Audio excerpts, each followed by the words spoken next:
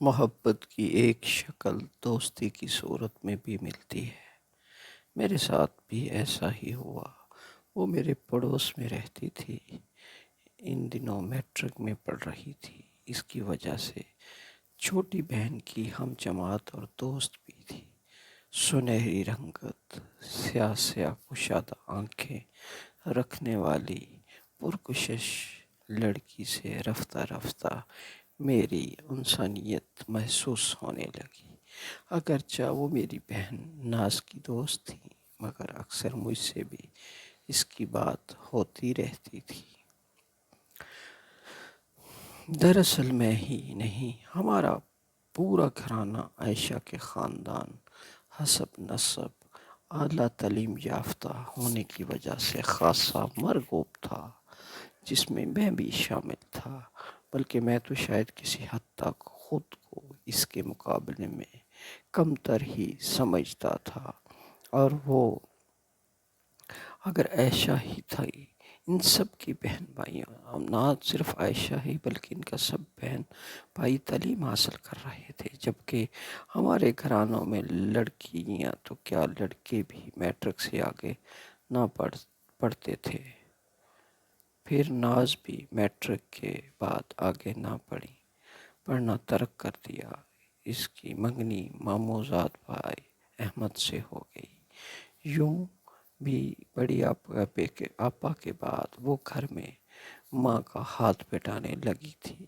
پھر اسے خود بھی آگے پڑھنے کا شوق نہ تھا۔ اس کی دوستی پہلے دن کی طرح ہی قائم تھی۔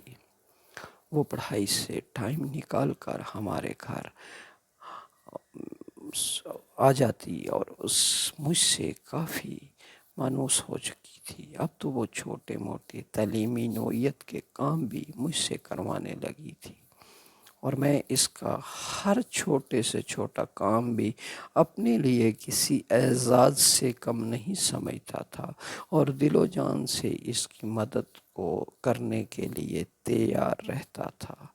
سائنس کی اسٹوڈنٹ بھی تھی، مجھ سے جونیئر تھی، کیونکہ میں نے میٹرک کے بعد کچھ عرصہ پہلے پڑھائی ترک کرنے کے بعد جب سے دوبارہ پڑھائی شروع کی تھی، اس لیے اب پڑھائی میں عائشہ کے برابر آ گیا تھا۔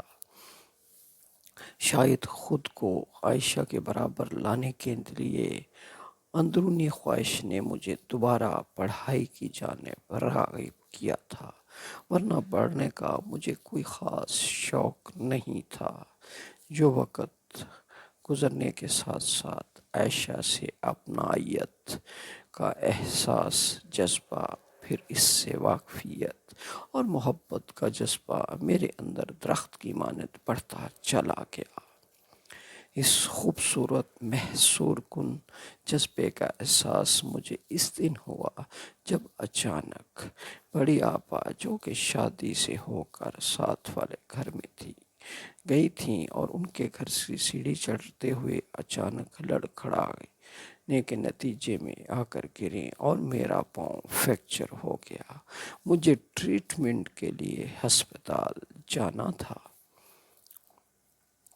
ڈاکٹر نے ٹانگ پر 1 ماہ کے لیے پلاسٹر چڑھا کر ہم مستقبل اکثر میں اپنی 1 ماضی ماہ کی بری بیڈ یادیں اور ریسٹ تجربات کو ہسپتال یاد سے کر کے ڈسچارج پریشان کر کے گھر بھیج دیا۔ لیکن جب اگلے روز عائشہ کو اس حادثے کا علم ہوا تو وہ میری خیریت دریافت کرنے پہنچ گئی، اور میرے کمرے میں داخل ہوتے ہی بے ساختہ سرزش کرتے ہوئے فکر مند لہجے میں بولی، آخر ایسی کون سی خوشخبری مل گئی تھی جسے سن کر آپ اپنے آپ کو پاگل بننے پر مجبور ہو گئے، اور اتنے بڑے نقصان کے ساتھ اور اتنی تکلیف بھی برداشت کر رہے ہو؟ انسان آرام کے ساتھ بھی تو دیکھ کر چل سکتا ہے۔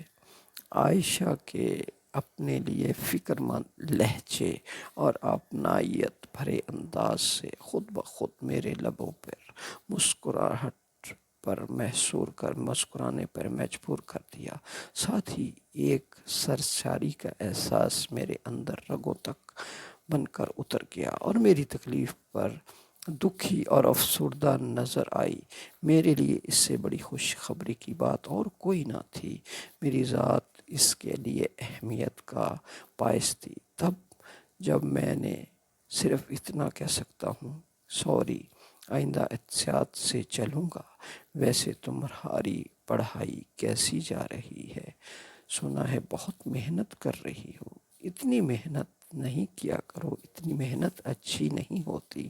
میری بات سن کر وہ ایک لمحے کے لیے میرے چہرے کو بغیر دیکھتی رہی، پھر مجھے اپنے خیال رکھنا اور چلنے میں احتیاط کی ہدایت دیتے ہوئے بولی، اب میں چلتی ہوں، سائنس کی پڑھائی ہے، وقت بہت کم، اس لیے اپنا خیال رکھنا اور اچھی طرح رکھنا ہو تو پلیز لاپرواہی مت کیجیے گا، ورنہ آپ کا پاؤں خراب ہو سکتا ہے، اور احتیاط کیجیے گا اور اپنا پورا خیال رکھیے گا۔ اب میں چلتی ہوں، میری کوچنگ کا ٹائم ہو رہا ہے۔ اس کا کہا لفظ جیسے میرے اندر اتر گیا اور میں خود کو ہواؤں میں اڑتا محسوس کر رہا تھا۔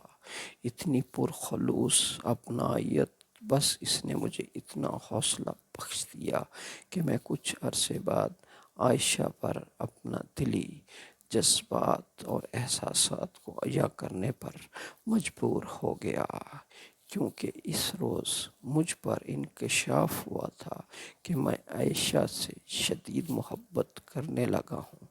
مجھے پٹھوں کی پہلی کی ہوئی باتیں یاد آ گئی، مجھے زریں پھپھو کی پہلی کی ہوئی بات یاد آ گئی۔ انہوں نے کہا تھا مجھے زندگی میں سچی محبت ایک روز ضرور ملے گی، اور عائشہ کی صورت میں مجھے یقین ہو گیا کہ محبت صرف اور صرف عائشہ کی ہوگی۔ میں اپنے پاؤں کی شدید تکلیف کو بھول کر ان خوبصورت خیالوں میں کھو کر دن رات یہ سوچنے لگا تھا کہ اپنی محبت کا اظہار ایسے کیسے کروں۔ ان دنوں عائشہ انٹر سائنس کے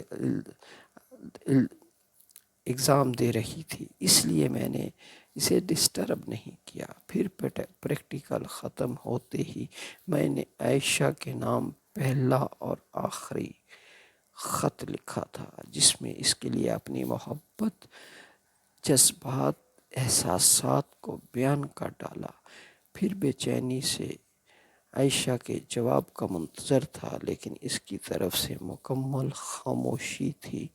یہی نہیں بلکہ اس کے بعد اس نے نہ صرف میرے گھر آنا جانا ترک کر دیا، بلکہ ایک جھلک سے بھی محروم کر دیا۔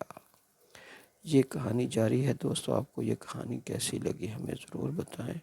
ہمارے چینل کو لائک کریں، شیئر کریں اور سبسکرائب کر دیں۔ اردو ڈائری 1۔ بہت شکریہ۔